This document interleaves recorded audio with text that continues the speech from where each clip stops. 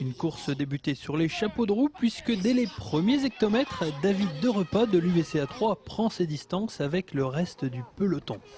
Très peu de coureurs sont en mesure de le suivre et seul Ludovic Dubo parvient à accrocher le wagon. Un autre au bois va tenter de faire la jonction. Il s'agit de Romain Lejeune de l'UV Aube, décidant d'imprimer un rythme soutenu pour faire la sélection derrière.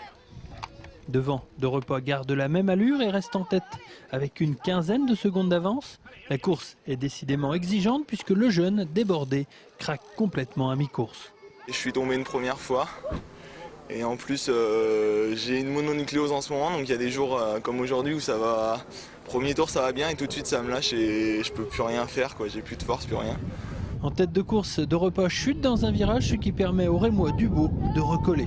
Avec l'âge, j'ai du mal à partir vite, donc je m'affole pas. Je sais que ça revient à mi-course, ce que j'ai réussi à faire. On s'attend alors à un gros finish entre les deux hommes. Dubo est le premier à craquer sur plusieurs fautes techniques. Il est obligé alors de laisser filer Derepas vers un succès mérité. Il offre ainsi à son club le premier titre de champion de Champagne depuis 1951.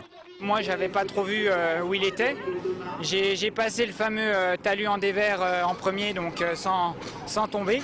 Et à la sortie, j'ai tout de suite entendu mon père qui me disait qu'il n'était plus là, donc j'ai profité de l'occasion pour accélérer et garder 10 secondes pour faire le dernier tour, quoi.